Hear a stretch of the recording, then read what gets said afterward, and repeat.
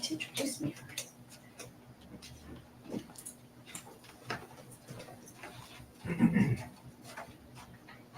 Hi, everyone. Oh, I gotta turn this on.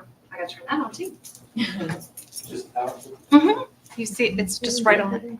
Thank you. No. Oh,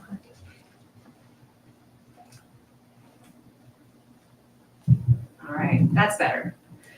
Hi, I'm Amber. I'm assistant manager here at Left Bank Books. I also coordinate the Left Bank Books Foundation, which is the nonprofit arm of sister organization of Left Bank Books and makes these events possible. So thank you all so much for joining us this evening. This is Left Bank Books presents Julia Gordon-Bramer, a Sylvia Plath scholar, professional tarot card reader, award-winning writer and poet, and former professor for the graduate writing program at Lindenwood University, who is here to discuss her new book, The Occult Sylvia Plath. Some notes before we begin. Today's event is possible because of your support. When you support Left Bank Books and the Left Bank Books Foundation, your money goes directly to the local economy, funding your streets, parks, and more. It also helps writers get the support they deserve and allows us to produce events such as this. So thank you all for shopping local and supporting this event. We also want to extend our welcome to our virtual audience this afternoon. Thank you for joining us from afar. We at Left Bank have a fantastic calendar of new events coming your way. Next Thursday, May 16th at 6 p.m., we welcome Kyle Starks for the release of his young adult graphic novel, Karate Prom. Sounds like fun. Then Saturday, May 18th at 1 p.m., Left Bank Books and Gateway Pet Guardians present Dr. Ed McNeco to celebrate his new book, That's Why They Call It Practice, which is full of stories from his nearly 40 years of veterinary practice here in St. Louis. A full calendar of our upcoming events can be found on our website. There's sure to be something for everyone. About tonight's book, The Occult Sylvia Plath, The Hidden Spiritual Life of the Visionary Poet.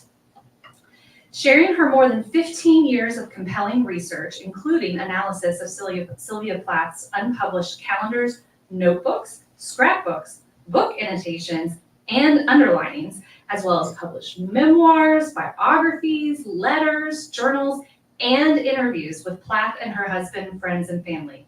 Plath scholar Julia Gordon-Bramer reveals Sylvia Plath's enduring interest and active practice in mysticism and the occult from childhood until her tragic death in 1963.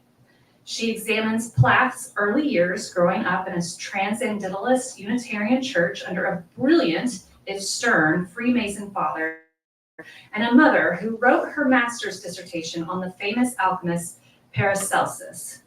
She reveals Plath's early knowledge of Hermeticism, how she devoured books on the occult throughout her life, and how since adolescence, Plath regularly wrote of premonitory dreams.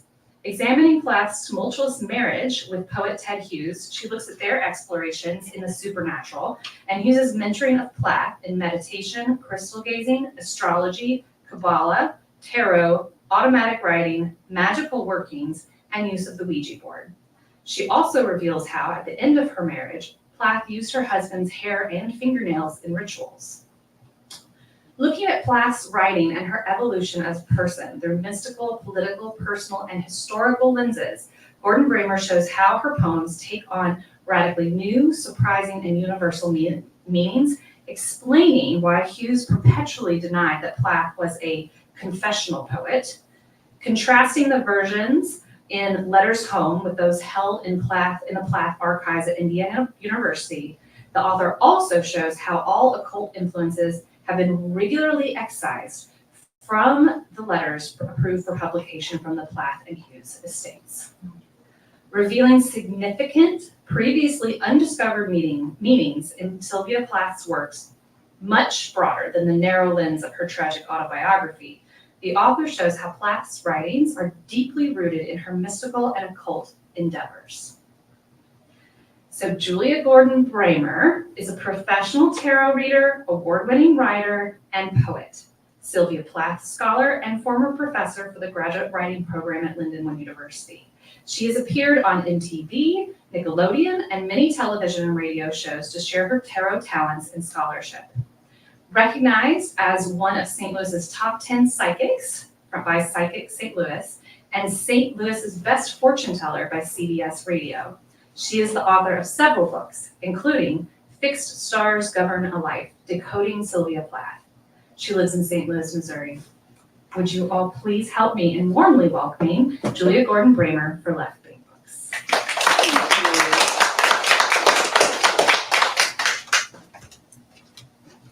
What a nice introduction. So I think, I've been sitting here thinking, which should I start with? I think I'm going to start with my short little speech, which I've been giving to the schools, because I just think it just feels right to me. So if you ask someone who Sylvia Plath was, chances are you'll hear something like, she was the author of The Bell Jar, or, oh, she was the poet who put her head in the oven. Plath has a reputation for her depression, her ECT treatments, and her infamous suicide. Those who know more of her story know that she had a philandering husband and enough drama to warrant a 2003 movie starring Gwyneth Paltrow and Daniel Craig. But Hollywood, and most people's memory, seem to have forgotten that Plath was a literary genius. It's my hope to persuade you today that much of Plath's documented behavior and published writing was fueled not by madness, but by mysticism. The facts have been out there all along on Sylvia Plath, but until now, no one had thought to view them seriously and collectively. From the time she was a young girl, there is evidence of a keen interest in mysticism, mythology, and Hermeticism especially. In high school, Plath carved a Hermetic caduceus and drew pictures of Greek goddesses, read all of the mystic writers, and she wrote a great deal of juvenilia poetry with occult titles and themes. Plath's mother Aurelia had done her own master's thesis on Paracelsus, the great alchemist, and Aurelia Plath has written that she and her teenage daughter shared nearly every one of Aurelia's school books. With the publication of the unabridged journals of Sylvia Plath and some recent biographies, the world has learned that this fiercely disciplined and even rigid young woman, while amassing impressive publications that any adult writer would envy, also had a wild sexual side. In our more sexually permissive times, most Plath fans comfortably accept this, and even praise Plath as progressive for her generation. Yet examining Plath's interest in the occult has not been looked at with any seriousness. No one has seemed to realize that when one claims to be an atheist, which Plath did on a number of occasions, this does not mean a denial of a spiritual life. It is just the denial of a deity in charge and accepting the related dogma. She has, in fact, been called, with a tone of suspicion, one of the most spiritual atheists in literature. Sylvia Plath, in fact, embraced the Unitarian Church, known for its mysticism and transcendentalism, and declared herself a Unitarian almost right until the end of her life. Taken collectively, the seemingly circumstantial evidence of occult practice, which is mentioned in peripheral and casual ways across the many biographies, journals, and letters, point to Plath being very much invested and even somewhat obsessed with mysticism. My book, The Occult Sylvia Plath, explores Plath and her husband Ted Hughes's entire lives, growing up in families practicing mysticism in various ways and finding each other, where Hughes became Plath's mentor, the magician's girl, I do not flinch, as she said in her poem, The Bee Meeting. History from every culture is full of witchcraft, sorcery, spells, and magic. The word occult, which means no more than simply hidden, is also used to describe phases of the moon, one of the first magical symbols, and united with female sorcery as it runs on a 28-day cycle, like the menses.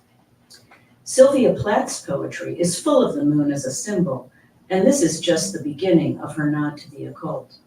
Her 1956 marriage to the poet Ted Hughes added astrology, tarot, Ouija boards, hypnosis, meditation, folk magic, witchcraft, and crystal ball scrying to her repertoire of extracurricular spiritual activities. It is quite probable that Plath was reluctant to let the world know she dabbled in the occult, in the same way she had hid her struggles with depression and a first unsuccessful attempt at suicide. Plath wrote The Bell Jar under a pseudonym, Victoria Lucas, to protect her reputation and others thinly disguised in her story. After all, if her history of mental illness would have become known to the public, she would have felt ostracized and labeled as crazy in 1950s and early 1960s England and America. She was building her reputation in the then conservative world of academia, and she was the mother of 2 small children who she wanted to protect from gossip and harm. In addition, there was a great social stigma attached to witchcraft, which had only been taken off the books as a crime in England in 1951. Finally, there are Plath's fans and scholars who, perhaps out of love and respect to honor Plath as they would like to see her, and perhaps also out of their own personal disdain for weirdness and things outside the norm, have decided to ignore the facts right in front of them and look the other way. We are, fortunately, starting to see some things changing with the times. Recently, scholars in the media has begun discussing Plath's physical and emotional abuse by her husband, which scholars have known about for years, but no one wanted to sully poet laureate Ted Hughes's reputation. I published an article for Ms. Magazine called Sylvia Plath Was a Me Too, discussing rape and sexual abuse in her life. And to date, no one has yet mentioned her girl crushes and cuddling with female counselors, recorded in her journals from her early teen years. Likewise, teaming Plath with mysticism seems to be taboo, even though everyone who's done work in the Plath archives or even read her journals and letters knows it's there. Where does this leave academia's view of the occult and esotericism? A few years back, I submitted a presentation to a conference of American historians on taboos.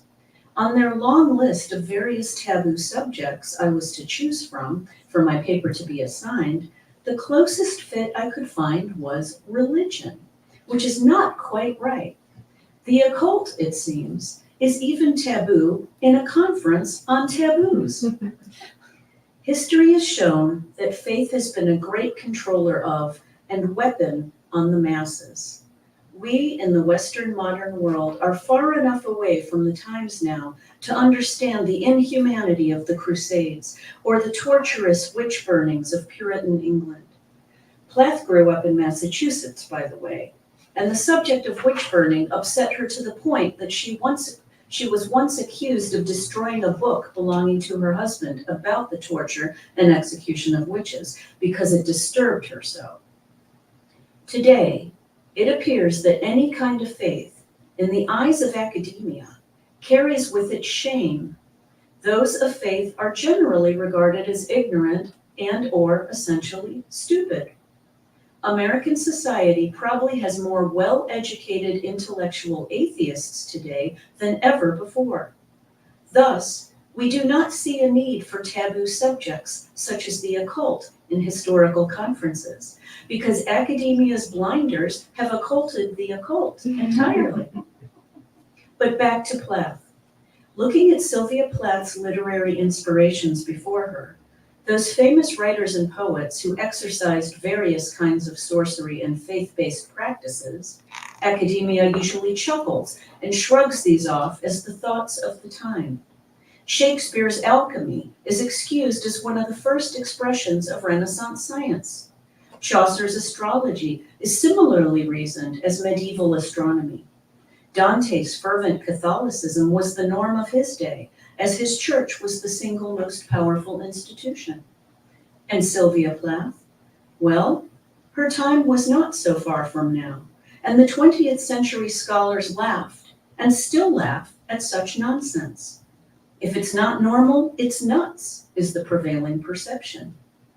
Therefore, Plath's teenage hermetic carvings, her obsession with the mystic poets, her Ouija board, tarot pack, crystal ball, her visiting witches in Devon, her conjuring bonfires and her chants, her writing on pink paper after the theosophist Madame Blavatsky's magical practice, her hypnotic trances and kundalini meditations, her bibliomancy and the superstitious importance of mailing poetry submissions on astrologically propitious dates.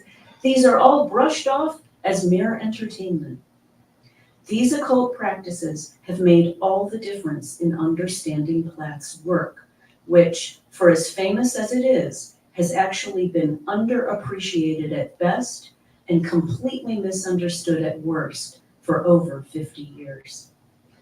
My first book, Fixed Stars Govern a Life, Decoding Sylvia Plath, Stephen F. Austin State University Press, 2014, is an introduction to the Tarot and Kabbalah and a line-by-line analysis of Plath's first 22 aerial poems as they align with the Tarot's major arcana and the Kabbalah, a form of ancient Jewish mysticism. I have been republishing individual books for each poem with Magi Press in a more casual voice, and also including teaching guides and creative projects. Starting from her time with poet Ted Hughes, whose work has been looked at closely for its alchemy and Kabbalah, I have found this template of tarot and Kabbalah in all of Plath's literary work, poetry, and prose. I build the case that Plath intentionally used a mystical structure which radically reinterprets her poems. Finally, my forthcoming book, out today, The Occult Sylvia Plath, originally intended to be the introduction to Fixed Stars Govern a Life, took on a life of its own as I kept finding more and more hard evidence of a very conscious practice of mysticism between Plath and Hughes. The Occult Sylvia Plath is in 4 parts, each part opening with a scene written from Plath's poem, Dialogue Over a Ouija Board. There is Plath's family background and Plath growing up in school, her future husband Ted Hughes's family and his occult life in and just out of college, Plath and Hughes together, and the last section, which I call After Plath, which is Hughes's continued and even accelerated occult activities. As I state in my first book's introduction, an astrophysicist does not attempt to explain or prove God, but rather just to focus on the wonder of what is. This is also my goal. I cannot empirically measure divinity, but I can demonstrate the structure of the Kabbalah's tree of life and help the reader to see it. I can also prove a pretty solid case that Plath saw it and used it for maximum poetic effect. In Fixed Stars Govern a Life, I seek only to reveal that something intentional and ordered is going on beneath the surface of each aerial poem, something appearing to be bigger than we are and beyond scientific explanation. Academia be damned. In The Occult Sylvia Plath, I give all the evidence for how and why she did this. The fact is this: Sylvia Plath's work still resonates powerfully today because it touches the reader's subconscious mind through embedded layers of myth, symbolism, nods to great art, to historic events of the ages, and to the flora and fauna of our world. Its touch is inescapable. These works appear to have been crafted, structured, and ordered to work upon the human mind and heart. Plath's Ariel is a poetic spell of the grandest sort. Sylvia Plath killed herself on February 11th, 1963, soon after completing Ariel, and just after her novel, The Bell Jar, had been published. Perhaps she assumed no one beyond her estranged husband, Ted Hughes, truly understood the full magnitude of her work. Plath's poems, no doubt, were initiated by and also reflect some of her sad autobiography, but it is truly a shame for readers to limit her work to merely that. Even Hughes seems to have missed some of her genius, to have rearranged the poems for Ariel's first publication. Perhaps at that time of her death, her physical and emotional isolation was the final straw. Plath was privy to the knowledge and patterns of a higher power, however she might have conceived it to be, yet she could not freely speak of it. Prior to her death, Plath dealt with romantic betrayal, single parenting, depression, the flu, and England's coldest and most brutal winter in 100 years. She was becoming increasingly famous for her work, yet it seemed that her readers missed the point as they took and continue to take her poems' meanings only on their face value. And then the final insult. For the next 50+ years, Plath would instead be held to a narrow-minded view that her poetry and prose are merely the musings of a desperate, suicidal woman. She would be relegated to the category of her suicidal friend, Anne Sexton, and labeled a confessional poet.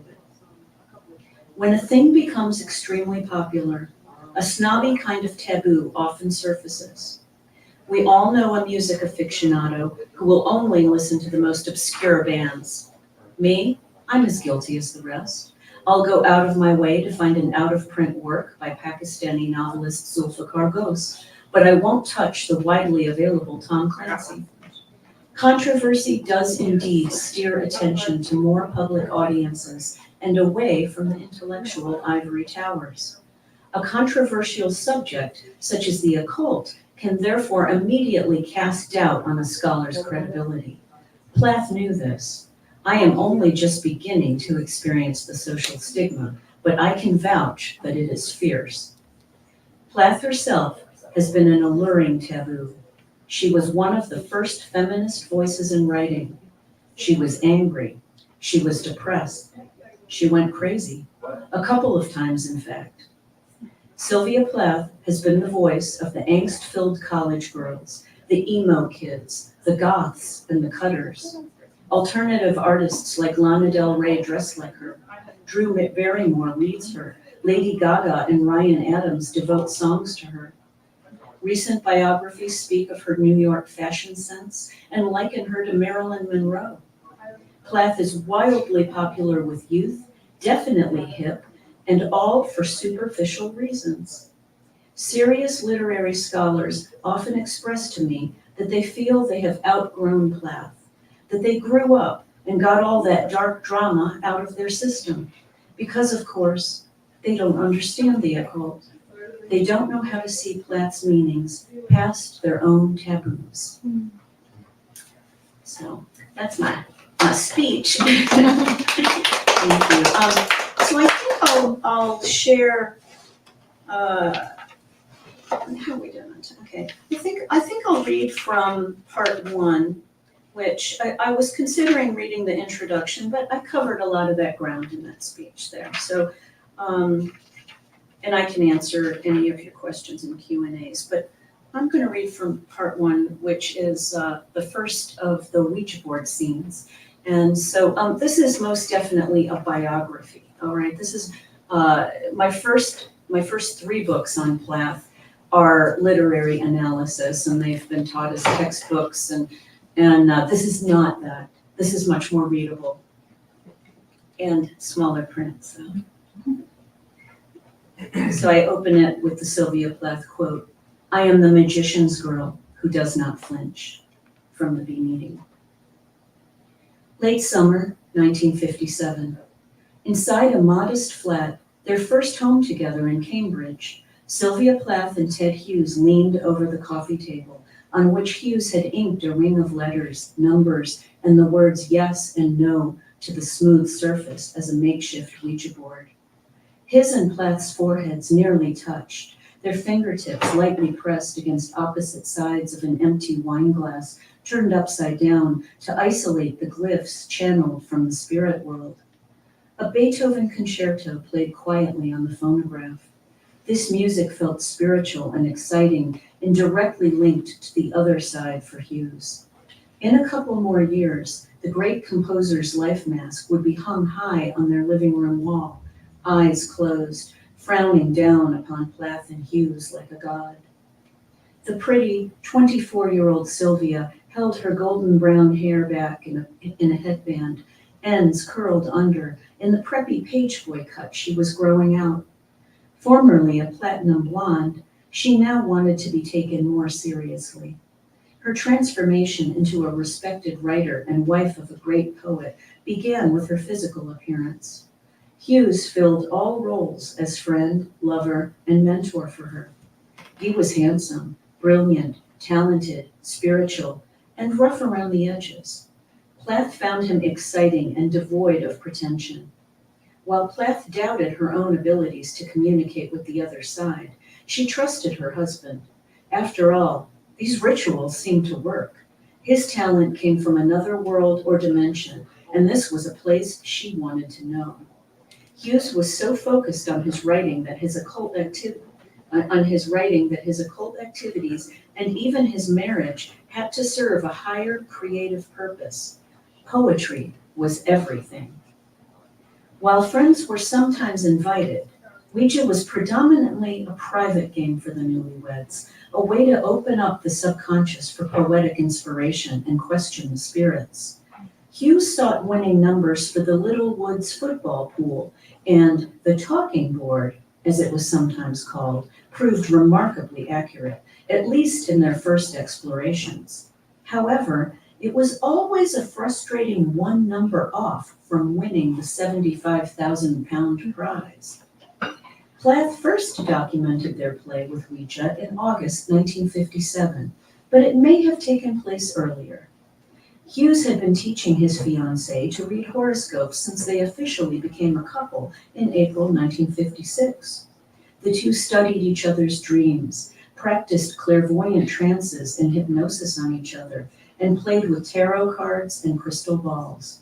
While she had always delighted in magic, myth, and the supernatural, her dalliances in the spirit world with Hughes were a quiet, personal matter. 3 years earlier, she had been institutionalized for a suicide attempt, received shock therapy several times, and suffered a complete nervous breakdown. There was no sense in further risking a carefully built reputation and future in academia. After all, witchcraft had, until recently, been illegal in England. Hughes built a fire to take the chill off the night air. Candles were lit, and husband and wife sipped glasses of brandy to relax and open up to the spirit world. Beside the crackling red embers, they began their contact. Impatient, Plath sighed. The spirits were not punctual and certainly not trustworthy. On this particular night, she complained to Hughes that nothing was happening. Hughes suddenly felt, or created, a jerking movement, and the glass began its slow rambling around the letters, which Hughes said was the spirits learning the place of each one. "Is anybody there?" Plath asked, her voice directed to the darkness surrounding them. The glass whirred around off their fingertips and landed upon yes. They assumed this was the spirit of Pan, the familiar spirit friend who bore the name of the devilish goat god of the ancient Greeks. In Greek myth, he was the god of nature and sex, accompanying Hermes, the god of thieves and gypsies. Plath admitted her skepticism about Pan's information. They had had too many near wins for her to trust the spirit, almost as if he had purposefully sabotaged them, as devils are apt to do. They repeatedly came close, but the numbers got further and further off with time. Hughes thought Pan might be getting bored with the whole thing. He suggested that Pan preferred the subject of philosophy over finance. Ever practical, Plath wondered what good he was to them if Pan could not make them a bit of money. She asked Hughes what else there was to know. Everything, Hughes said. He suggested work, love, or the afterlife. Work and love were subjects that made Plath nervous. She indicated the afterlife was best. That was where she felt less dread. That's because you don't quite believe in it, Hughes said. She didn't mind hearing about the dangers of hell, he said. After all, hell was a fairy tale to his hard-working and perfectionistic wife, who never got the physical world of her present quite right. I would believe if they would manage to convince me, Plath said. Then she admitted she was afraid. The glass always blurted out what she did not want to know. It liked to steer toward the dark and dangerous subjects. Pan, Plath asked the spirit directly, is there a life after this life? The glass shot over swiftly to yes. She continued with the question she had feared to ask for most of her life. Do you know how my father is? And that's where I end that little introduction to the Ouija board scene. So each of the 4 parts continues the Ouija board scene. It's all taken, all the detail from her poem Dialogue Over a Ouija Board, and then also some of the details like about the room they're in and that sort of thing is all that I took from her journals or her letters and got all the details. So I tried to really flesh this out. This has been over 15 years of scholarship work, much of it straight from the Plath archives. So I'm happy to take any questions if you have any.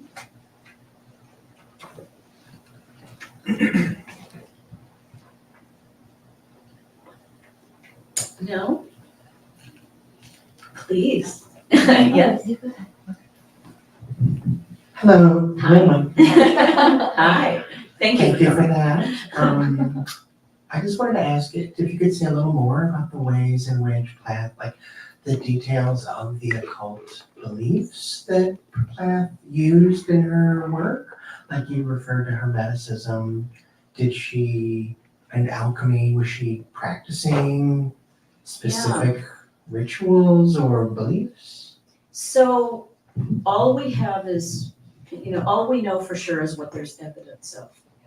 And so beginning with Hermeticism, we know that she read all of the poets who were influenced by Hermeticism. So she was obsessed with Yeats, for instance, who was a member, one of the founding members of the Hermetical Order of the Golden Dawn.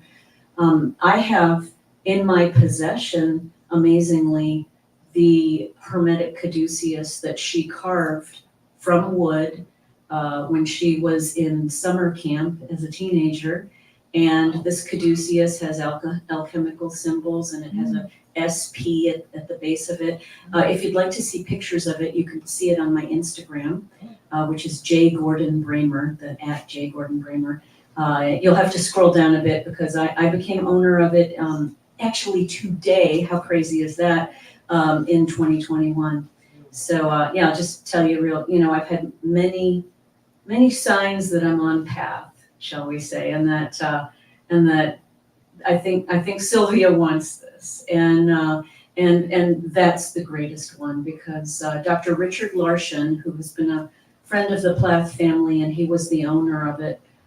Aurelia Plath, Sylvia's mother, gave it to him along with some other Plath materials. And Dr. Larson, he's an old man now, he's about 80, and he wanted someone who knew Plath's mysticism to own it because he knew he's not going to be around forever. And so I am so blessed to be the benefactor of that. Obviously, I don't carry it around with me. It's priceless. To give you an idea of how priceless it is, though, her tarot cards were auctioned off in 2020, and they went for over $200,000 US. And that was not anything she made. And there's not even a whole lot of evidence that she used that particular deck. So that was just, some of her possessions that have been valued that high. So I feel so blessed. I have other stories, which I can share if you want. But you had a question also? That's my question. Oh. What are some of your favorite stories from your research? Okay, well, all right, so I'll share the spooky ones, the mystic ones. The first one, which I write about in the introduction to my first book, Fixed Stars Govern a Life, Decoding Sylvia Plath. As I had said in my little speech, I wanted this to be the introduction of that book, but it would have been a monster book. And I just kept finding things, so this book just kept growing and growing. But so I had to write an introduction, and so I guess when I knew I was on path, when I knew I was guided. Well, first I'll tell you how I came into this work. I am also a poet and a fiction writer. I was at UMSL getting my graduate degree in my MFA in creative writing and fiction, and I was in Dr. Stephen Schreiner's poetry class. Some of you may know him. He's also local, and I had to. Well, I was reading a lot of Plath, and I just saw all this tarot symbolism. The most obvious being in her very famous poem, Daddy, where she says, in my tarot pack, and I was like, tarot, that's tarot. It's just another name for it, and it also goes by Tarogi, and depending on the part of the world. And she was using an Austrian German name for it because that's her heritage, and so I was fascinated by what's the deal. Like, I kept seeing all this tarot symbolism, and I didn't see anything about it. And so I brought it up to Dr. Schreiner, and I said, Steve, can you direct me to, surely somebody's written about this. And he said, I don't know what you're talking about. And it was then that I realized that you have to be kind of both a tarot card reader and a Plath scholar to put this together and see it. And so Dr. Schreiner suggested that become my semester final project, and it became my life's work. So getting back to the introduction of Fixed Stars Govern a Life, I was finding that Plath's, all of her aerial poems had a minimum of 6 different meanings, different but related, outside of her autobiography. So yeah, the autobiography is there, that's a fact. And yeah, she was pretty unhappy and she killed herself. I don't deny any of that stuff. But there's so much more to her. And so what I did was I broke down each poem and into these 6 different facets. And so there's like the tarot and Kabbalah facet, and history in the world, and alchemy, and mythology, and the arts and humanities, and astrology and astronomy. And every poem works on these multiple levels, and it's crazy, her genius. So me as a poet, of course I tried, and I've never gotten more than like a couple meanings out, maybe 3 stretching, but really stretching, she was a genius's genius. So that was kind of, so I went decoding the aerial poems, and Fixed Stars Govern a Life goes through the major arcana ones. In fact, Plath's aerial book has 40 poems. The major arcana cards are 22 major arcana cards. The way Plath's aerial works, and I have not published my decoding of the remaining cards after the major arcana, not yet anyway. But she did the order of the ranks. So there's the poem for the 1s, poem for the 2s, through 10. Then she does the court cards. So your pages, your knights, your queens, your kings. And then there were 4 cards, or 4 poems left. And I was stumped in my research at first, and I thought, Plath was too perfect to just leave 4 poems hanging out. And those are the B poems, by the way, if you're familiar with Ariel. And then it hit me, they're the suits. She had 1 for each suit. So, I mean, it's such a beautiful, perfect tribute to tarot and all the other occult sciences that she had in there. So I became obsessed. As I was doing all of this decoding, I got to her poem, Ariel, the title poem. It is in alignment with tarot card number 14, Temperance. And when I began pulling this one apart on my little process, my little system, I found that she had sort of paraphrased. It was too close to think it was accidental. A prayer written by Aleister Crowley to the Great Beast 666. Now, this freaked me out. I am no Satanist. And I have a background in the Episcopal Church, and I did not want to go to that dark, ugly stuff. And I was like, oh my gosh, I don't know if I ever want to do this anymore. Like when I got there, no way.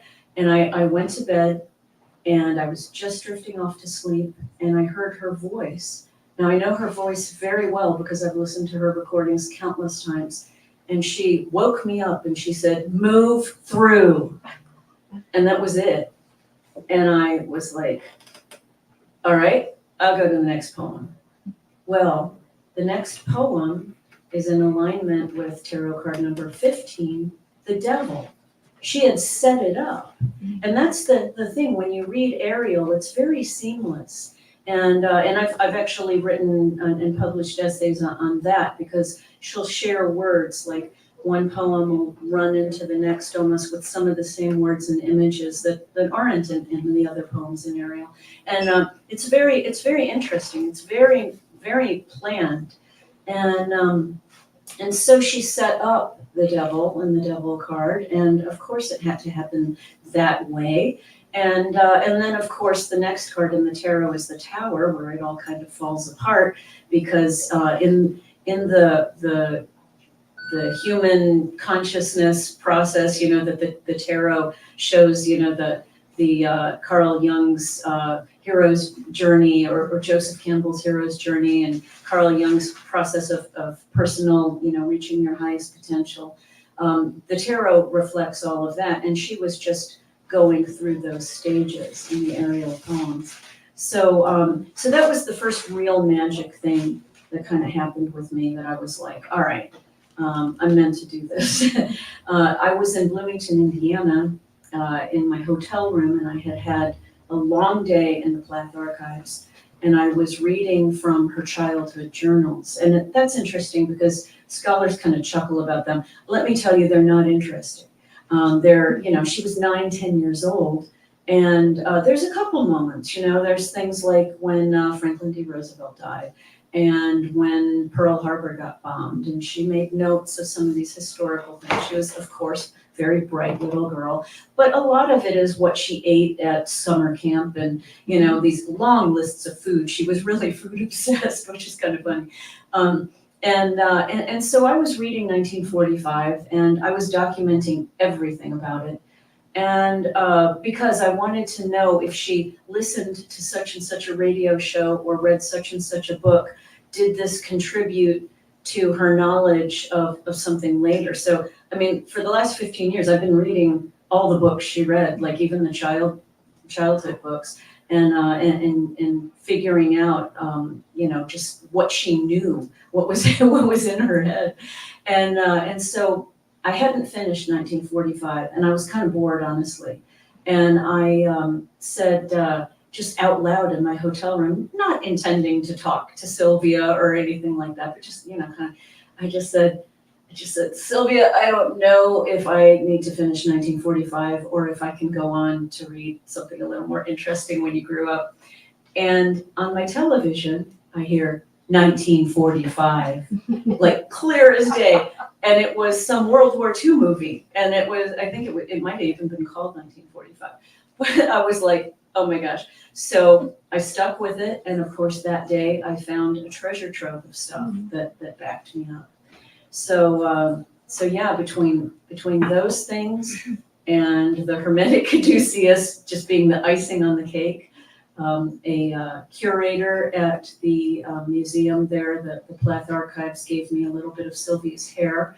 So I own a little of that also. Her ponytails are there. Her mother lopped off her ponytails when she was 12 years old.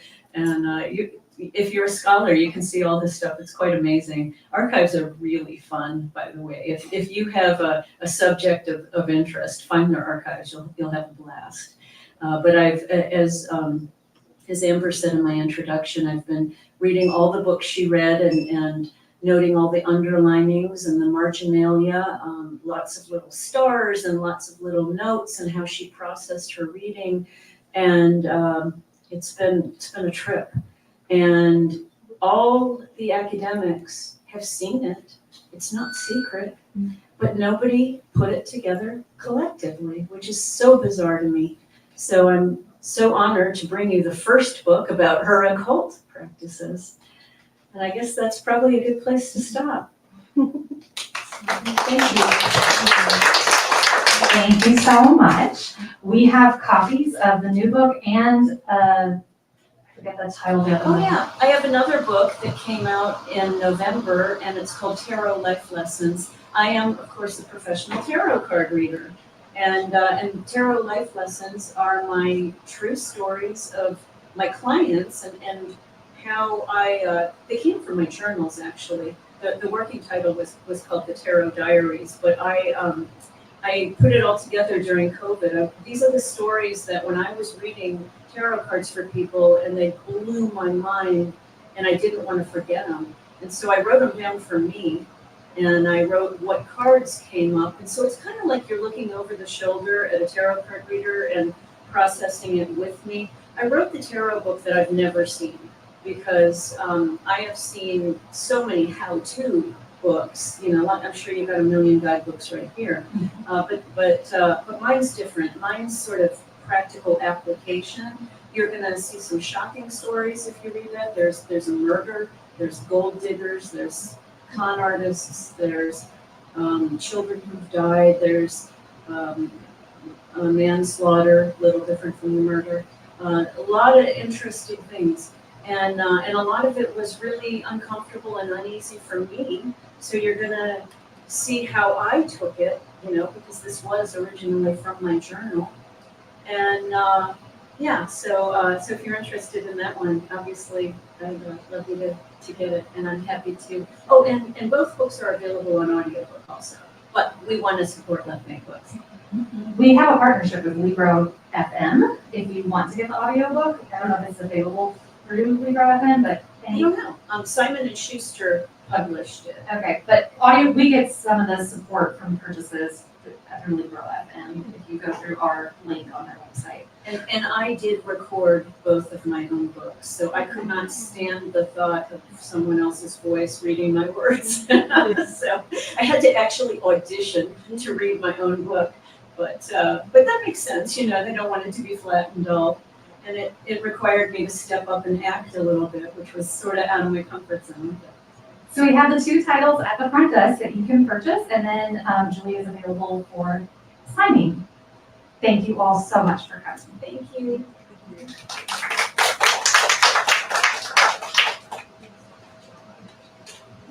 Thanks for coming, guys.